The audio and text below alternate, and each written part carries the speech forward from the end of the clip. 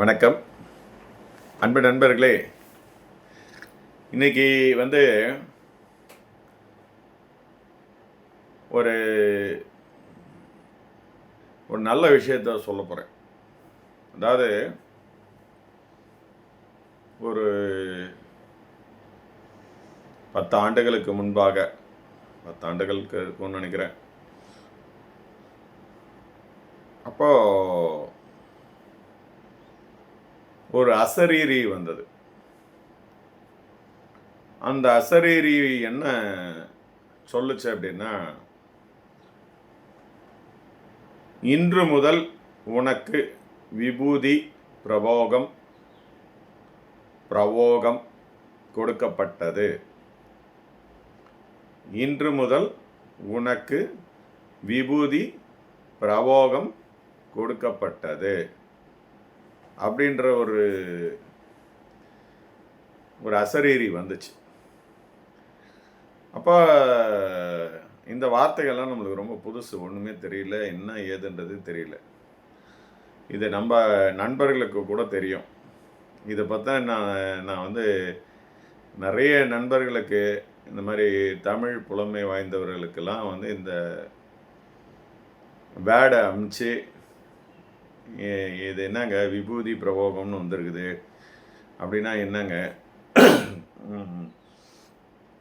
அதனுடைய அர்த்தம் தான் என்னான்னு தெரியல எனக்கு, இது எங்கே ஆரம்பிச்சு என்ன இது அப்படின்றது எனக்கு ஒன்றுமே தெரியல அப்படின்ட்டு. அப்போ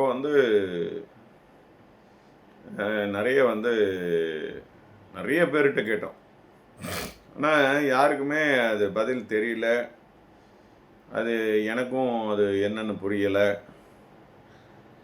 இப்படி காலங்கள் ஓடிடுச்சு. சரி, ஏதோ ஒன்று நடந்துச்சு, ஏதோ ஒன்று இருக்குது அப்படி போல நினச்சிட்டு நான் அமைதியாக இருந்துட்டேன். ஆனால் ஒரு 3 நாளுக்கு முன்னாடி எசாத்தியா காலங்கிநாதர் ஞான பாடல் அப்படின்னு நம்ம யூடியூப்பில் போட்டிங்கன்னா வரும். ஒரு 20 நிமிஷம் ஓடுற மாதிரி இருக்கக்கூடிய ஒரு பாடல் வரும். ஸோ அந்த காலங்கிநாதர் அப்படின்ற அந்த ஞான பாடல் அப்படின்ற ஒரு சித்தருடைய பாடலை யதார்த்தையாக கேட்க நேர்ந்தது. அப்போ தான் இந்த திருநீர் விபூதி அப்படின்னு சொல்கிறதுகளுக்கெல்லாம் பொட்டுல் அடித்த மாதிரி ஒரு அருமையான விளக்கத்தை அவங்க கொடுத்துட்டாங்க. பல வருஷங்களாக தேடிக்கிட்டு இருந்த அந்த வார்த்தையினுடைய அர்த்தத்தை கொடுத்துட்டாங்க. அது நமக்கு என்ன சொல்கிறதுன்னா, ஏற்கனவே அதை அனுபவித்து காட்டின விஷயத்தை தான் அந்த பரிபாஷையான வார்த்தைகளை யூஸ் பண்ணி சொல்லியிருக்கிறாங்க அப்படின்றத அது அப்புறம்தான் தெரியுது. இப்போ காலங்கிநாதருடைய இதில் பார்த்தீங்கன்னா விபூதி அப்படின்றது அவர் கொடுத்துருப்பாங்க, அந்த பாடலில் வரும். ஸோ அது விபூதி அப்படின்னா என்ன அப்படின்றத என்ன கொடுத்துருக்காங்கன்னா, அது நீங்கள் குருன்னு சொல்லக்கூடிய, இறைவன்னு சொல்லக்கூடிய, இறைநிலைன்னு சொல்லக்கூடிய, அந்த தெளிவுன்னு சொல்லக்கூடிய, அந்த டிரான்ஸ்பரண்ட் லைட்டுன்னு சொல்லக்கூடிய, அருட்பெருஞ் ஜோதின்னு சொல்லக்கூடிய அந்த இடத்த தான் விபூதி அப்படின்னு சொல்லியிருக்கிறாருன்றத அப்புறம்தான் புரிஞ்சது. ஸோ அந்த விபூதி, அந்த திருநீர், இதெல்லாமே அதை குறிக்குது அப்படின்னு நமக்கு ரொம்ப தெளிவாக அந்த பாடல் உணர்த்திச்சு. எசாத்தியா ரொம்ப சோகமான சூழ்நிலையில் மனம் வெறுத்து, எதுவுமே நம்மளுக்கு அமைதியை கொடுக்கல. சரி, ஏதாவது இந்த திருட்டு பசங்க பாடலில் கேட்போம் அப்படின்ட்டு யூடியூப்பில் போட்டு அதை கேட்டுக்கிட்டு இருந்தேன். அப்போ எனக்கு தூக்கி வாரி போட்டுச்சு. என்னடா அது, இதை தானே அவங்க ஏற்கனவே நம்மளுக்கு சொல்லியிருக்கிறாங்க. அப்போ விபூதி அப்படின்றது வந்து உனக்குள்ளே இருக்கின்ற, உனக்குள்ளே என்ன எப்படி சொல்கிறது, இந்த நானுன்னு சொல்லிட்டு இருக்கிறோம் பாருங்க, உடம்புக்குள்ளே அப்படின்னு வந்து சொல்லாதீங்க. உடம்புக்குள்ளே இல்லை அது. இந்த நானுன்னு சொல்லிட்டு இருக்கேன் பாருங்க, அந்த உயிர்ன்னு சொல்லிட்டு இருக்கோம் பாருங்க, அதுக்குள்ள அதுதான் வந்து அந்த விபூதி நிலையில் இருக்கிறது அப்படின்றத வந்து அருமையாக சொல்லியிருக்கிறாங்க. இப்போ நம்ம பக்தி மார்க்கத்தில் நம்மலாம் காலங்காலமாக நம்ம வந்து அந்த விபூதி பூசுறதுக்கு, விபூதியினுடைய இம்பார்ட்டன்ஸு எல்லாமே அந்த நிறைய பக்தியில் உண்டு. அந்த காலத்தெல்லாம் நான் முழுமையான அந்த பக்தி மார்க்கத்தில் இருக்கும்போதெல்லாம் பார்த்தீங்கன்னா, என் நெத்தியில் விபூதி குங்குமம் இல்லாத டைமே இருக்காது. நான் அது வைக்காமல் வெளியே போக மாட்டேன். ஏன்னா எனக்கு சின்ன வயசுலேருந்தே எங்கள் அம்மா வந்து எனக்கு விபூதி வச்சு விடுவாங்க. அப்போ அந்த விபூதின்றது வந்து இல்லாத இதுவே இருக்காது. என்னுடைய சின்ன வயசு அந்த ஸ்கூல் ஃபோட்டோவில் பார்த்தீங்கன்னா கூட நான் விபூதி வச்சுருக்கிறது இருக்கும். என்னுடைய சின்ன சின்ன குழந்தைங்களுடைய அந்த வயசில் எடுத்த ஃபோட்டோக்களில் ஒரு 10 வயசு 12 வயசு இருந்த ஃபோட்டோக்கள்லாம் பார்க்கும்போது பிளாக் அண்ட் ஒயிட்டில் அதில் பார்க்கும்போது கூட பார்த்திங்கன்னா அதில் விபூதி வச்சுருப்பேன். ஸோ இப்போ நம்ம விபூதி அப்படின்னு வந்து பக்தி மார்க்கத்தில் நம்ம இதுக்கு ஏன் இவ்வளோ இம்பார்ட்டன்ஸ் கொடுக்குறாங்க அப்படின்னு வந்து அப்போ வந்து அதெல்லாம் தெரியல. நமக்கு வந்து பெரியவங்க சொல்லி கொடுத்தாங்க, விபூதி அணியணும்பா, நெற்றியில் விபூதி இல்லைன்னா அது வந்து வேஸ்ட்டு, அது வந்து வெறும் பாழ் அப்படின்லாம் நம்ம பெரியவங்க சொல்லி கொடுத்துருக்காங்க. அந்த மாதிரி இருக்கிற ஒரு சூழ்நிலையில் இந்த 3 நாட்களுக்கு முன்னாடி இந்த விஷயத்தை அவங்க வந்து நம்ம நெத்தி பொட்டில் அறிவித்த மாதிரி சொன்னாங்க. ஸோ அதை வந்து அந்த அனுபவத்தை வந்து இது பண்ணியிருக்காங்க. அடாடா, அப்போ விபூதி பிரயோகம் என்றால் இந்த தெளிவாக நீ இருப்பது தான் வந்து விபூதி பிரயோகம். விபூதின்றது நீ தெளிவாயிட்ட. தெளிவு அப்படின்னாக்கா யூ பிகம் டிரான்ஸ்பரண்ட் லைட். அந்த டிரான்ஸ்பரண்ட் லைட் ஆகிட்ட. இப்போ பிரயோகம் அப்படின்னா என்னென்னா, பிரயோகம் அப்படின்றதுன்னா என்னென்னா ஓடிக்கிட்டே இருக்கும், எங்கே வேணாலும் போகும், அது நிற்கவே நிற்காது, அது எவ்வளோ எல்லைக்கு வேணாலும் போயினே இருக்கும். அதான் பிரயோகம், நான் ஸ்டாப்பபிள். அப்போ இந்த மாதிரி வந்து இந்த தெளிவு அப்படின்னு சொல்லக்கூடிய அந்த ஒரு விஷயமாகவே நீ மாறிட்ட அப்படின்றத, உன்னை மாறிட்டேன்னு சொல்லக்கூடாது, உன்னை மாற்றிட்டோம் அப்படின்றத தான் வந்து அந்த அசரீரி சொல்லியிருக்கு அப்படின்றத அப்போ தான் புரிஞ்சுது. ஸோ இந்த தெளிவு எவ்வளோ எல்லைக்கு இருக்கோ அது எல்லையற்றது. அந்த எல்லையற்றதாக இருக்கின்றதாக நீயும் மாறிவிட்டாய் அப்படின்றத வந்து அந்த மாற்றிவிட்டோம் அப்படின்றத வந்து அவங்க வந்து அந்த அசரீரியில் சொல்லியிருக்கிறாங்க. ஏன்னா நம்ம அந்த ஏற்கனவே நம்முடைய அந்த தியான அனுபவங்களில் வந்து எப்படி நம்மளுக்கு நம்ம குருநாதர் சூட்சமத்தில் வழி நடத்தி கொண்டு போனார், என்னென்னலாம் நம்ம பார்த்தோம். அந்த முச்சுடர்னு சொல்லக்கூடிய அந்த 3 சுடர்களை தாண்டி அங்கே போய் பார்த்தோம். அப்புறமேட்டா அந்த செவ்வொளியை பார்த்தோம். செவ்வொளி தான் நம்ம விந்துன்றதை சொன்னோம். அங்கே தான் உங்களுக்கு வந்து ஆனந்தம் கிடைக்கும்ன்றதையும் சொன்னோம். அந்த ஆனந்த மருந்து தான் இந்த உடம்பை அழியாமல் பாதுகாக்கின்ற மருந்துன்றதையும் சொல்லிட்டோம். நீங்கள் சொல்லக்கூடிய அந்த உடம்பில் சுரக்குகின்ற அந்த என்ன சொல்கிறது, அந்த சுக்கிலம் சுரோனிதம் இதெல்லாம் இல்லை அப்படின்றத சொல்லிட்டேன்.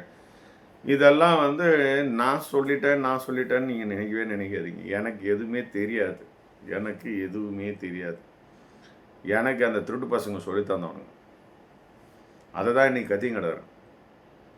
அது நீங்கள் எடுத்துப்பீங்களோ எடுத்துக்க மாட்டீங்களோன்றதெல்லாம் எனக்கு தெரியாது. எனக்கு என்னுடைய திருட்டு பசங்க என்ன எனக்கு சொல்லி தந்தானுங்களோ அதை தான் நான் வந்து உங்களுக்கு என்ன சொல்கிறது, நாய் மாதிரி குழச்சிக்கிட்டே இருக்கிறேன். இதெல்லாம் இப்படி இருக்குன்னு. ஏன்னா நான் போய் எந்த புஸ்தகத்துலேயும் படிக்கலை, ஒரு மனிதன் மூலயமா இதை வந்து தெரிஞ்சிக்கல. நன்றாக புரிந்து கொள்ளுங்கள், மனிதன் மூலியமாக தெரிஞ்சுக்கல. இது வந்து அந்த தெளிவின் ரூபமாக இருக்குது பார்த்தீங்களா, அந்த தெளிவாக இருக்குது பாருங்க. அந்த தெளிவு முழுக்க நீ பரவி விட்டது தான் வந்து விபூதி பிரயோகம்ன்றது அப்புறம் தான் புரிஞ்சுது. ஸோ அது எப்படி இது அப்படின்னு கேட்டிங்கன்னா, அந்த அந்த செவ்வொலின்ற இடத்துக்கு வந்தவுடனே அடுத்தது நடராஜர் நடனத்தை நம்ம பார்க்குறோம். வள்ளல் பெருமான் சொன்ன மாதிரி நடராஜர் நடனத்தை நீங்கள் பார்ப்பீங்க அப்படின்றது வந்து அது என்னென்னா ஒரு ஒளி ஆடும். அந்த திரை போட்ட மாதிரி அந்த வந்து எல்லையில்லா அளவில் அந்த செவ்வொலி இருக்கும். அந்த செவ்வொலியோட நீங்கள் வந்து கலக்கும் போது நீங்கள் கலக்கிறது இல்லை, அது உங்களோட கலக்கும். சரியா? அது வந்து உங்களுக்கு அந்த அந்த ஆண் பெண் சேர்க்கையின் போது ஏற்படுகின்ற உச்சக்கட்ட ஒரு செகண்டு இல்லை ஒரு ஃபியூ செகண்ட்ஸ் ஏற்படுகின்ற அந்த இன்பம்னு சொல்கிறோம் இல்லையா, அந்த மாதிரி வந்து ஒரு கோடி கோடி கோடி அது எல்லையில்லா கோடி மடங்குக்கு அதை பெருக்கி அதை உடம்புல உச்சந்தலையிலேருந்து உள்ளங்கால் வரைக்கும் ஒரே நேரத்தில் இறக்கி விட்டால் எப்படி இருக்குன்னு பாருங்கள். அது எப்படி இருக்கும்? அதுதான் பேரானந்தம். அந்த பேரானந்த நிலையில் இருக்கும் பொழுது அங்கே வந்து நீங்கள் இந்த நடராஜர் நடனத்தை பார்க்க முடியும். அந்த நடராஜர் நடனம் அப்படின்றது வந்து ஒரு ஒளி வந்து வந்து போயிட்டுருக்கும். இந்த திரைக்கு பின்னாடி ஒளி வந்து வந்து போயிட்டுருக்கும். எந்த திரை? அந்த செவ்வொளின்ற திரைக்கு பின்னாடி. அதுக்கப்புறம் பார்த்திங்கன்னா சடனாக வந்து சிதம்பர ரகசியம் வெளிப்படும். அதுதான் சொர்க்கவாசல் திறக்கிறது. அந்த இடத்துல போயிட்டா தான் உங்களுக்கு இனி பிறப்பது இல்லை அப்படின்றத வந்து சிவவாக்கியர் வந்து அதில் வந்து சொல்லியிருக்கிறாங்க. அவங்க பாடல்லையும் தெளிவு அப்படின்ற ஒரு வார்த்தையை யூஸ் பண்ணியிருக்கிறாரு. நீங்கள் அது நல்லா திரும்பி திரும்பி பார்த்தீங்கன்னா அவருடைய பாடல்களை கேட்டுக்கினே இருந்தீங்கன்னா அது எவ்வளோ அற்புதமாக சொல்லியிருக்காங்கன்னு தெரியும். ஸோ இப்போ அந்த தெளிவை நான் வந்து பார்க்குறேன்னா நான் அந்த மனக்கண்ணுன்னு சொல்கிறோம், இல்லை வந்து உணர்வினால் உணர்கிறோம் அப்படின்னு சொல்கிறோம். நான் அப்படின்ற ஒரு எண்ணம் அங்கேயும் இருக்குது. நான் உணர்கிறேன் அப்படின்ற ஒரு எண்ணம் இருக்குது. ஆனால் நான் என்பது யாருன்றது எனக்கு தெரியாது.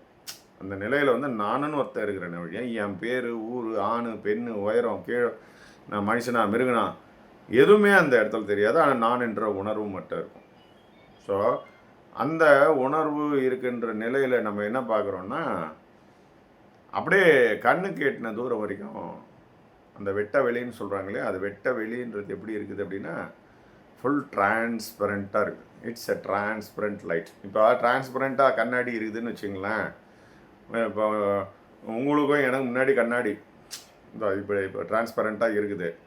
இப்போ டக்குன்னு கரண்ட் ஆஃப் ஆயிடுச்சு. இப்போ நான் வந்து எதிரில் இருக்கிற பொருளை பார்க்க முடியுமா? டிரான்ஸ்பரன்சி இருந்தது, ஆனால் பார்க்க முடியாதுல்ல. அந்த லைட்டுன்னு ஒன்று இருக்குது இல்லையா, அதுதான் அதில் நிறைஞ்சிருக்கு. அதுக்கு தான் நம்ம வந்து அருமையாக அந்த விஷயத்தை நம்மளுக்கு வந்து காலங்கிநாதரில் சொன்னாங்க. திருநீரு என்றால் என்ன? நம்ம திருநீரு அப்படின்னா, திருனா இறைநிலை, நீர் அப்படின்னா என்ன அர்த்தம் அப்படின்னா அந்த நீர் தெளிந்த நீரோடை போல. அப்படின்னா என்ன அர்த்தம்னா, தெளிந்த நீருன்றது எப்படி இருக்கும்? மேலேருந்து கீழே பார்த்தீங்கன்னா அடி தெரியும், உள்ள மீன் வந்து நீந்தறது தெரியும், அந்த பாட்டம் ஆஃப் தி ரிவர் வந்து தெரியும். இந்த ஸ்கூபா டைவிங்கில் போகிறவங்க எல்லாம் அதெல்லாம் காட்டுவாங்களே, பார்க்குறீங்கள வெளிநாடுகளில் எவ்வளோ தெளிவாக அந்த அந்த ஒரு தண்ணி இருக்கிறத வந்து நம்ம காட்டுவாங்க. ஸோ அந்த தெளிவாக இருக்குதுன்ற கான்செப்டை மட்டும் நீங்கள் எடுத்துங்க, தண்ணியை விட்டுடுங்க. தண்ணின்னு எடுத்துக்காதீங்க. அதை வந்து அந்த திரு நீர் என்பது எப்படி இருக்குதோ அந்த தெளிவாக இருக்குது பார்த்தீங்களா, எல்லை இல்லாத தெளிவாக இருக்கிற டிரான்ஸ்பரண்ட்டாக இருக்கிற வெளிச்சம். இருட்டு கிடையாதுங்க, நல்லா ஞாபகம் வச்சுக்கோங்க. இந்த அருட்பெருஞ்சோதி, அருட்பெருஞ்சோதி, அந்த அருட்பெருஞ்சோதின்றது எப்படி இருக்கா, தெளிவாக ஒரு டிரான்ஸ்பரண்ட் லைட்டாக அது இருக்குது. அப்போது இதெல்லாம் எப்படி கோயின்சைட் ஆகிட்டே வருது பாருங்கள். ஏற்கனவே நம்மளுடைய கல்லுக்கட்டி சித்தர் நம்ம கொடுத்த அசரீரி என்ன, தெளிவை தெளிவாய் தெளிந்து தெளிவே தெளிவாய் தெளிவாய் அப்படின்னு ஒரு வார்த்தையை போட்டாரா இதெல்லாம் முன்னாடியே. அப்புறம் இந்த தெளிவை வந்து நம்ம குருநாதர் தலையாட்டி சித்தர் மூலியமாக சூட்சம தேகத்தில். தலையாட்டி சித்தர் உயிரோடு இருக்கும்போது நான் பார்த்தது கூட கிடையாதுங்க. அவருடைய என்ன சொல்கிறது, அவர் சமாதி அடைந்து ஒரு 20 வருடங்கள் கழித்து அவர் சூட்சம ரூபமாக நமக்கு காட்சி கொடுத்து தான் இவ்வளோ விஷயத்தையும் சொல்லி கொடுத்தாங்க. ஸோ கடைசியில் அவர் யார் அப்படின்றதையும் அவர் நமக்கு சொல்லி கொடுத்துட்டார். அது என்னன்னு பார்த்தீங்கன்னா, கடைசியில் அந்த தெளிவுன்னு பார்த்தோம் பார்த்தீங்களா, அந்த தெளிவு தான் அவர். அப்போ தெளிவே குருவாக வந்ததுன்றது அப்போ தான் புரிஞ்சு. அப்போ குருன்னா இன்றைக்கி சொல்லிக்கிட்டு இருக்கிற மாதிரியே அப்படியே மேக்கப்லாம் பண்ணிவிட்டு, அது ஒரு டிசைன் பண்ணிவிட்டு, அப்படி ஒரு பெருசாக ஒரு தாடியெல்லாம் விட்டுட்டு ஒரு காஸ்டியூம் போட்டுக்கினேன் எல்லாருமே பார்த்தீங்கன்னு வச்சுக்கலாம். ஒரு குரு அப்படின்னா பார்த்தீங்கன்னா எல்லாருமே ஒரு பெரிய காஸ்டியூம் போட்டிருப்பாங்க. அவங்கள ஒரு ஐடென்டிஃபிகேஷனுக்காக அவர் யாருங்க இந்த குரு அப்படின்னு கேட்டிங்கன்னா, அதாங்க அந்த ஒரு ஜிப்பா போட்டுன்னு இருப்பார் ஒருத்தர், இல்லை தாடி வச்சுன்னு இருப்பார் ஒருத்தர், இல்லைன்னா பார்த்தீங்கன்னா தலையில் தலப்பா கட்டின்னு இருப்பார் ஒருத்தர். இப்படி நம்ம ஒரு ஐடென்டிஃபிகேஷன் பண்ணுவோம். இந்த மாதிரி ஐடென்டிஃபிகேஷன் இருக்கிற ஒரு குரு இல்லை. நன்றாக புரிந்து கொள்ளுங்கள். இதெல்லாமே நல்ல அருமையாக, அது என்ன பாக்கியம் நமக்கு கிடச்சதோ எனக்கு தெரியல.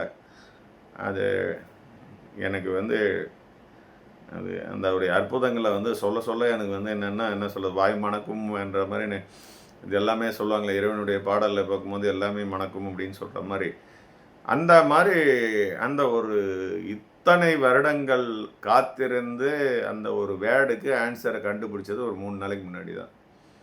சரி, அந்த பதிவை போடணும்னு நினச்சிக்கிட்டே இருந்தேன். அடுத்தது தான் அந்த திருநீரையும் கொண்டு வந்து கொடுத்தாங்க. இதே திருநீருன்ற வார்த்தைக்கான விளக்கத்தையும் கொடுத்தாங்க. சரிப்பா, இப்போ இதுதான் நீங்கள் சொல்கிறது அப்படின்றதுக்கு வேறு யாராவது நீங்கள் சொல்லியிருக்கிறாங்களா சொல்லுங்கள் அப்படின்றத பார்க்கும்போது தான் நம்முடைய திருஞான சம்பந்தருடைய பாடல். திருஞான சம்பந்தருடைய பாடலில் திருநீற்றுப்பதிகம்னு ஒன்று இருக்கும். திருநீற்றுப்பதிகம் உங்களுக்கு எப்போ டைம் கிடைக்குதோ அது ஒரு 10 நிமிஷம் ஓடக்கூடிய பாடல் தான். திருநீற்றுப்பதிகம்னு யூடியூப்பில் போடுங்க. இப்போ எங்கெல்லாம் திருநீருன்னு வார்த்தைகள் வருதோ அந்த இடத்துல இந்த டிரான்ஸ்பிளண்ட் லைட்டுன்னு சொல்லக்கூடிய தெளிவுன்னு சொல்லக்கூடிய விஷயத்தை மட்டும் போட்டுங்க. அங்கே அவரே என்ன சொல்கிறாருன்னா, சிவனுடைய திருமேனி என்னன்றாருன்னா திருநீருன்ட்டார். சிவனுடைய திருமேனி ஆழகால விஷத்தை உண்ட அவனை நம்ம யார் சொல்கிறோம்? சிவபெருமானம் தான் சொல்கிறோம்.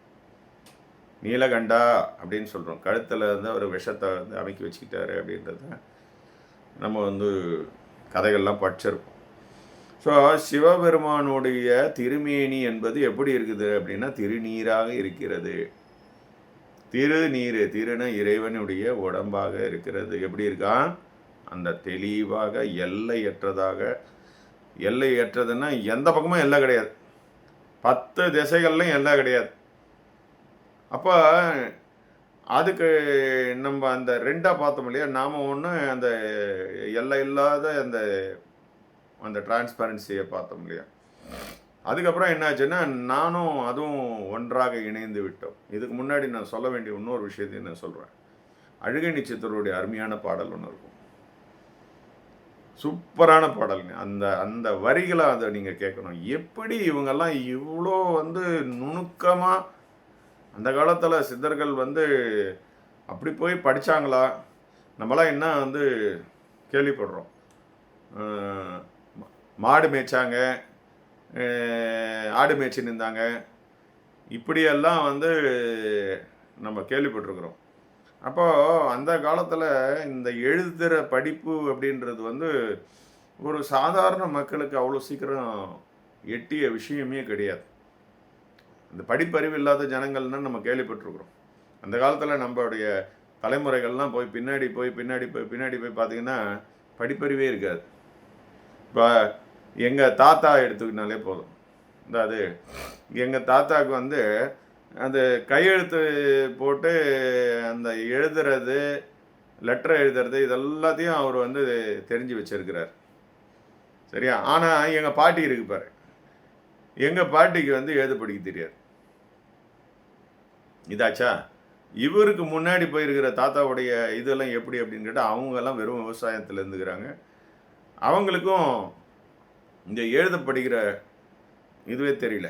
ஸோ ஒரு 3 ஜென்ரேஷனுக்கு முன்னாடியே நம்முடைய தலைமுறை வந்து எப்படி இருக்குன்னா, அந்த விவசாயத்தில் வந்து நம்ம வந்து செய்முறைகளில் தான் இருந்திருக்கிறோமே ஒழிய, இந்த மாதிரி ஒரு எழுத்துப்பூர்வமான ஒரு விஷயங்கள், பாட்டு எழுதுகிற அளவுக்கு விஷயங்கள், அதையும் இவ்வளோ நுணுக்கமாக எழுதக்கூடிய விஷயங்கள், இதெல்லாம் வந்து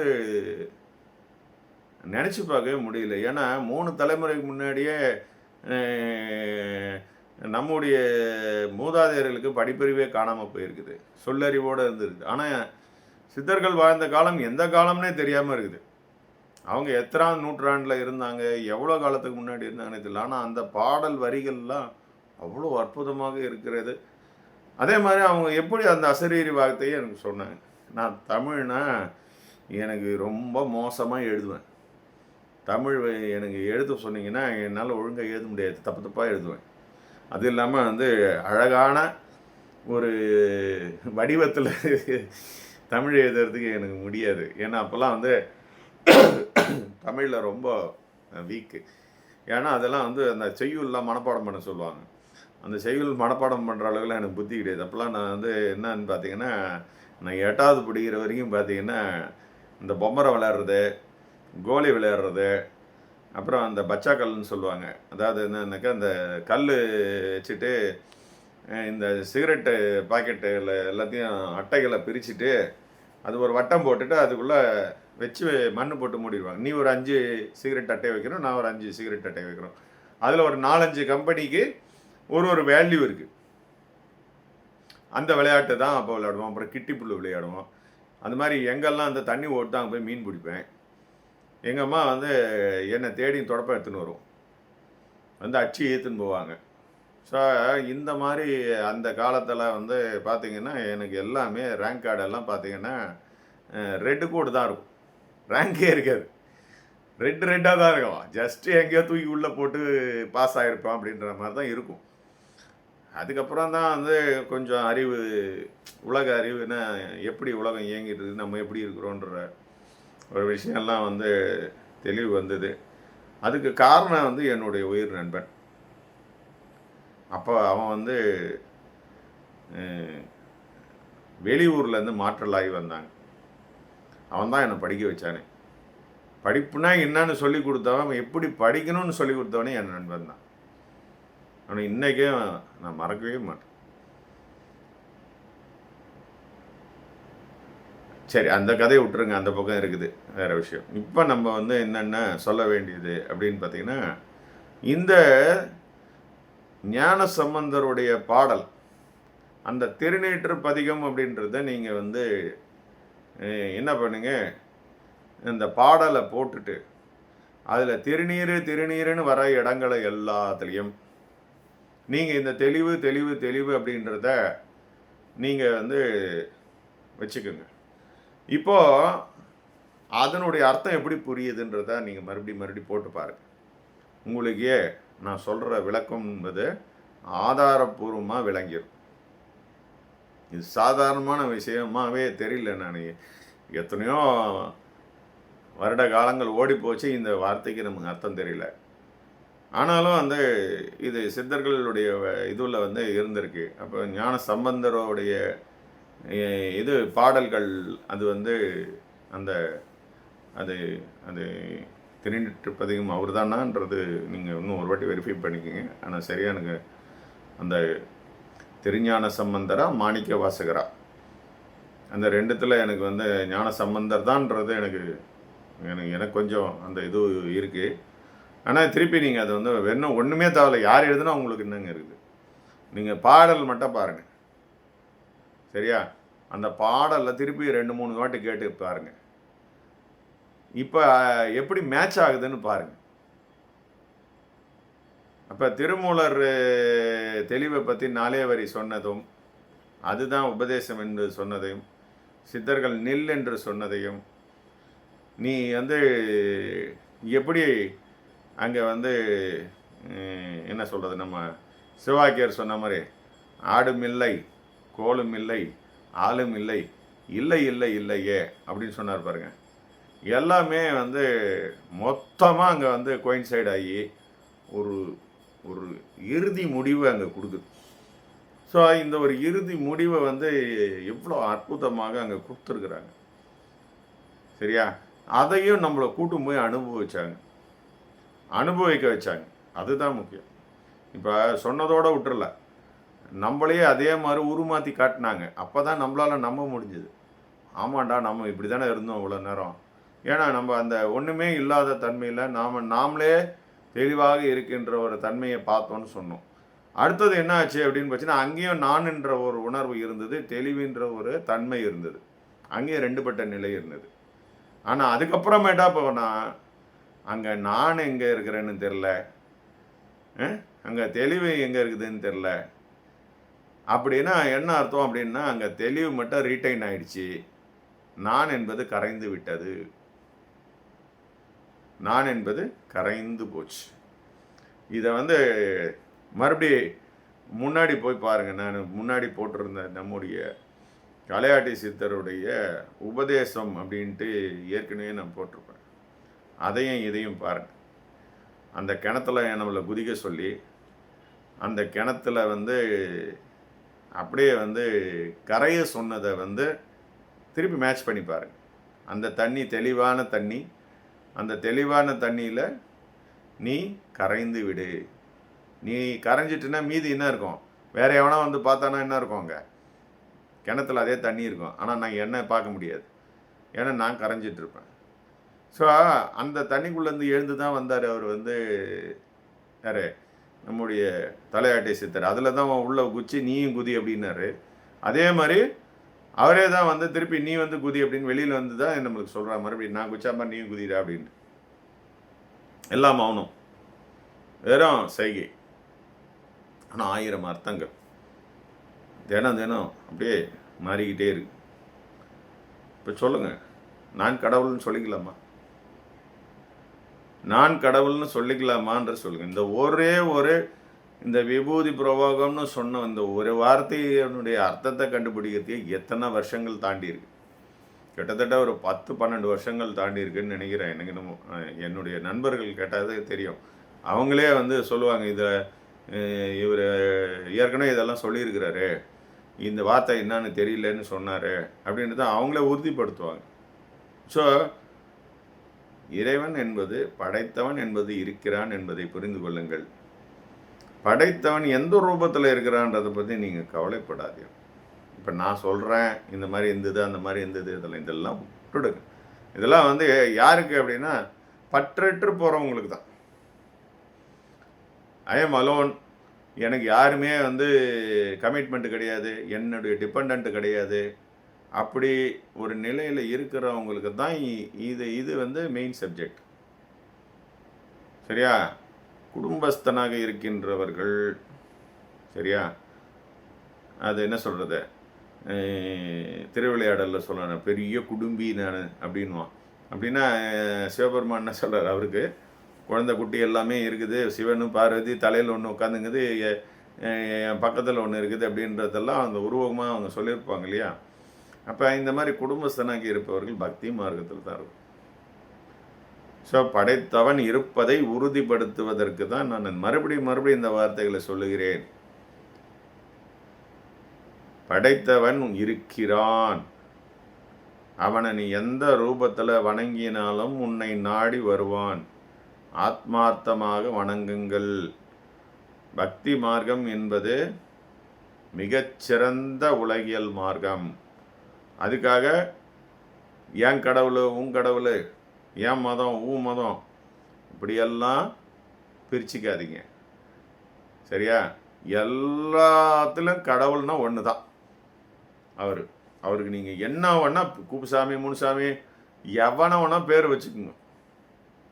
ஆனால் நீ எந்த பேரை கடவுள்னு நினச்சி ஒரு பேரை வச்சு கூப்பிட்டன்னா அது கடவுள் மட்டும்தான் வருமையை வழிய, அதை வந்து என்ன பேரை மாற்றி கூப்பிட்றவங்க ஒரு 3 பேர் லைனாக வச்சுக்கிட்டு இவர் ஒரு பேரை சொல்கிறாரு, இவர் ஒரு பேரை சொல்கிறார், இவர் ஒரு மதத்தை சார்ந்தவர், அவர் ஒரு மதத்தை சார்ந்தவர், அவர் ஒரு மதத்தை சார்ந்தவர், அவர் ஒரு பேரில் கூப்பிட்றாங்கன்னா, அப்போது 3 பேருக்குமே அந்த இறைநிலைன்றது வந்து அவங்களுக்கு என்ன மாரி வேணுமோ அந்த நிலையில அது காட்சி கொடுக்கும்.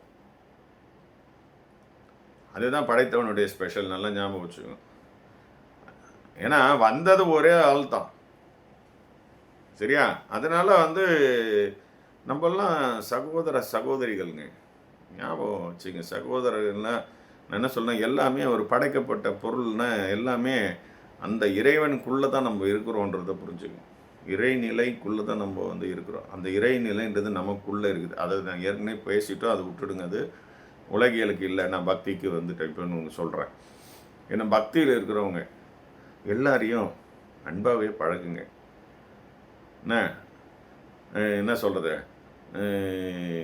நம்ம ஏற்கனவே நம்முடைய முன்னோர்கள்லாம் சொல்லி பாடிட்டுலாம் போயிட்டாங்க.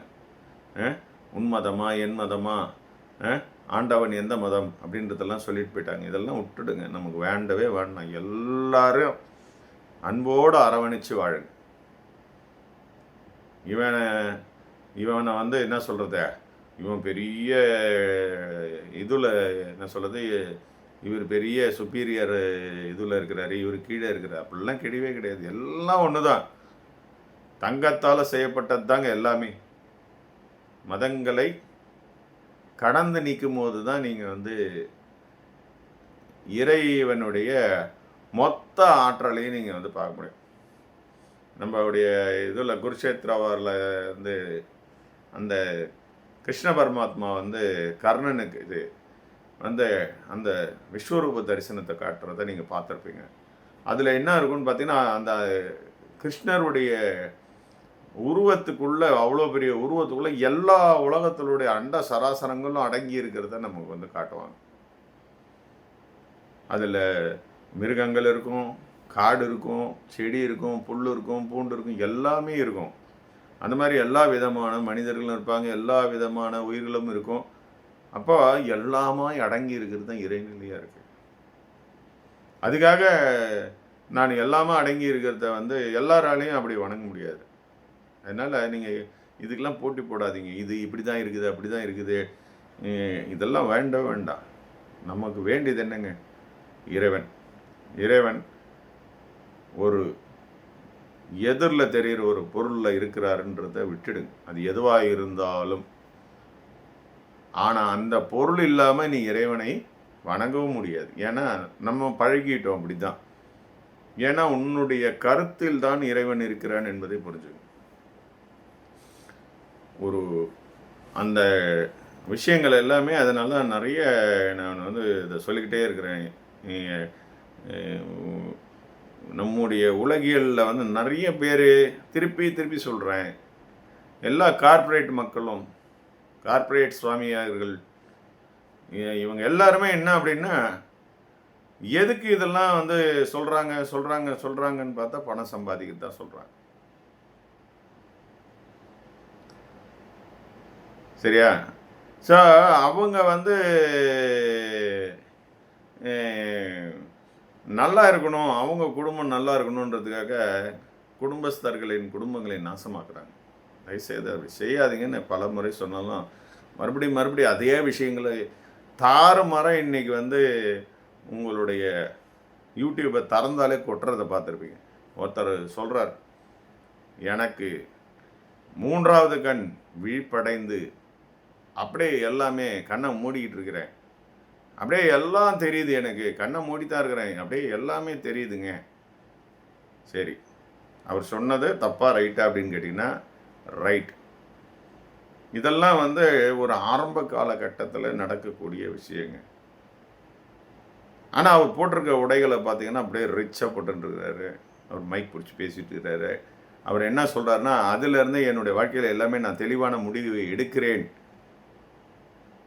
தெளிவாக வந்து நான் வந்து இது பண்ணிக்கிட்டேன். அப்போ மெடிடேஷன் இது எல்லாமே வந்து ஒரு தெளிவை கொடுப்பதற்காக அப்படின்றது, நம்ம வாழ்க்கையில் ஒரு தெளிவாக போயிடலாம் அப்படின்றதுக்கு வந்து ஒரு மாதிரி மோட்டிவை மாற்றி விட்டு வச்சுருக்கிறாங்க. இதெல்லாம் கிடையவே கிடையாதுங்க.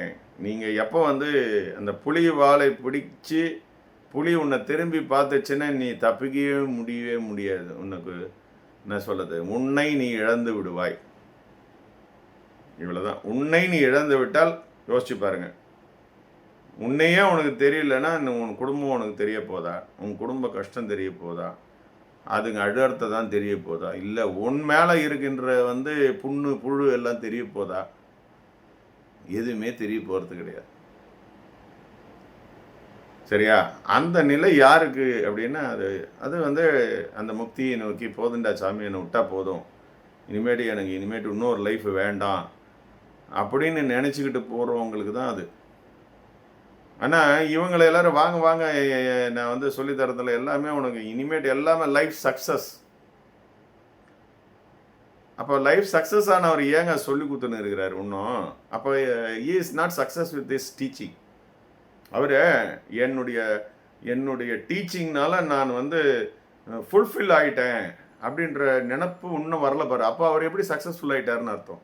இன்னமும் கிளாஸ் எடுத்துக்கினே இருப்பேன், பணம் சம்பாதிச்சினே இருப்பேன். அப்போ எங்கே ஃபுல்ஃபில் ஆகிட்டீங்க நீங்கள்? நீங்களே முதல்ல ஃபுல்ஃபில் ஆகலைன்றதை ஏன் நீங்கள் உணரவில்லை? எப்போ திருப்தி என்பது ஒருத்தருக்கு வருது அப்படின்னா அந்த திருப்தி எது அப்படின்னு கேட்டிங்கன்னா நீ தான் அது.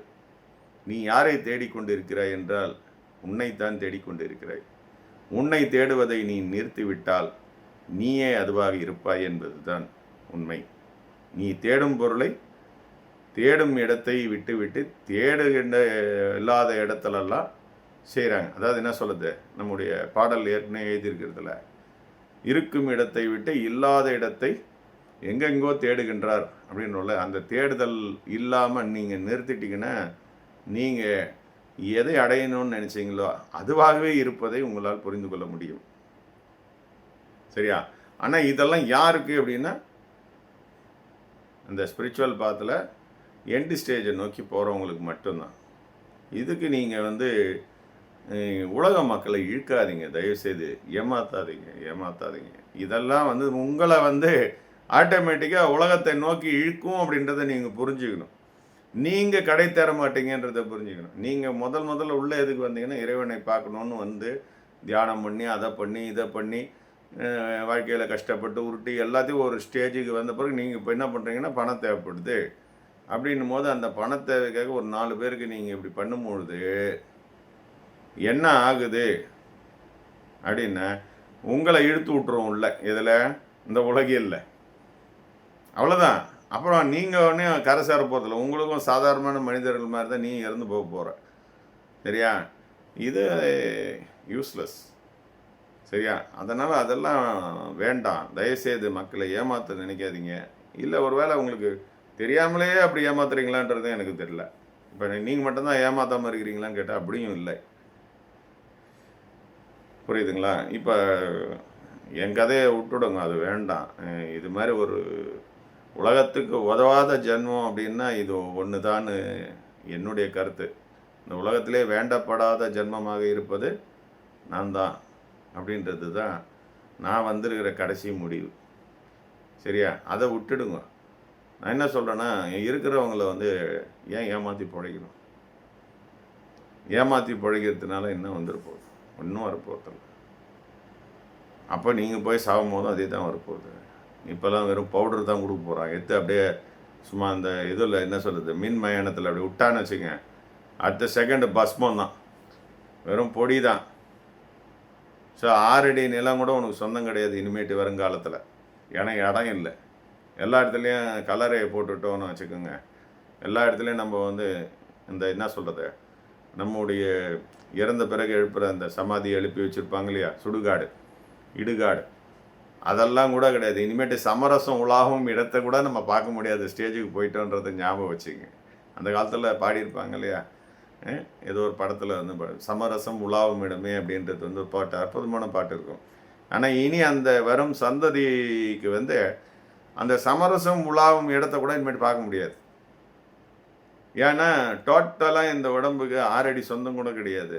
டோட்டலாக 0. You become dust. அவ்வளோதான், டஸ்டர். அவங்க ஒரு டப்பாவை ஒரு டம்ளரில் இந்த பொடி இதை எடுத்துன்னு போய் அஸ்தி கலங்க அப்படின்னு கொடுத்துருவோம். சரியா?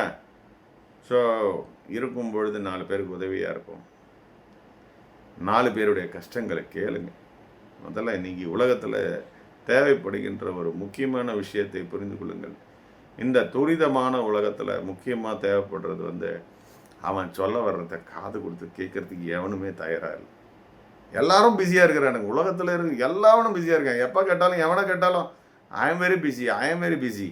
என்ன ஏன் பிஸி?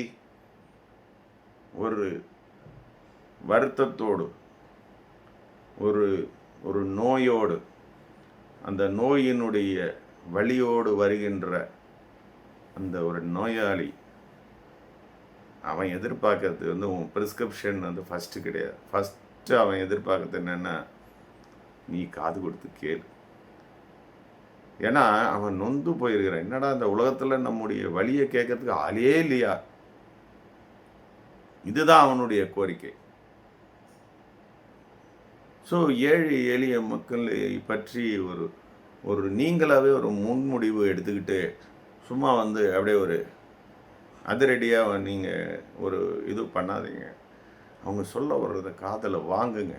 அதை தான் அவங்க எதிர்பார்க்குறாங்க. ஒரு 5 மினிட்ஸ், மேபி 2 மினிட்ஸ் அவங்க காதில் அவங்க சொல்லக்கூடிய கஷ்டங்களை, உன்னால் கஷ்டங்களை தீர்த்திட முடியாது.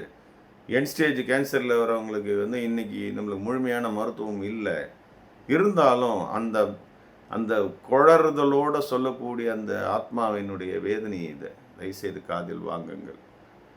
அது அது என்ன சொல்கிறது, அது வந்து அந்த அந்த அந்த ஒரு இதுக்கு வந்து ஒரு பெரிய ஆறுதலை கொடுக்கும் அந்த ஆன்மாவுக்கு, அந்த நோயில் இருப்பவங்களுக்கு, அந்த வருத்தத்தில் இருப்பவர்கள். அவர்களுடைய குறைகளை கொஞ்சம் கேளுங்க. அதனால தான் குறை தீர்த்தல்ன்றதை விட நான் குறை கேட்டல் பிறகு குறை தீர்த்தல்ன்றதை தான் நான் வந்து இனி வரும் காலங்களில் பயன்படுத்தணும்னு நினைக்கிறேன். ஏன்னா இன்றைக்கி குறை தீர்க்கிறது வந்து நிறைய முகாம்கள் நடத்துகிறோம். ஆனால் குறையை வந்து முழுமையாக அவங்ககிட்ட கேட்டோமான்னு கேட்டிங்கன்னா இல்லை. எல்லா இடத்துலையும் கூட்டம், 2 வாரத்துக்கு மேலே எங்கேயுமே பேச முடியல. திருப்பதியில் போனாலும் நம்ம என்ன பண்ணுறோம், ஒரே ஒரு செகண்டில் வந்து ஜர்குண்டின்னு வெளியே தள்ளிடுறோம். ஸோ நம்ம பெருமாள்கிட்ட கூட நம்முடைய குறையை சொல்கிறதுக்கு விட மாட்டுறாங்க. ஏன்னா அந்த ஒரு நிமிஷத்துக்குள்ளே பின்னாடி வெயிட்டிங் லிஸ்ட்டில் இருக்குது. நிறைய பேர் குறையோடு வந்து நிற்கிறாங்க. சரியா? அதே தான் இன்றைக்கி எல்லா சிவாலயங்களிலையும் நடந்துகிட்ருக்கு. கூட்டம் கூட்டம் கூட்டம் அப்படின்னு. அதனால் இதெல்லாம் வந்து இருக்கட்டும். இதெல்லாம் புரிஞ்சுக்கணும். சரியா? அடுத்த பதிவில் பார்ப்போம். நன்றி.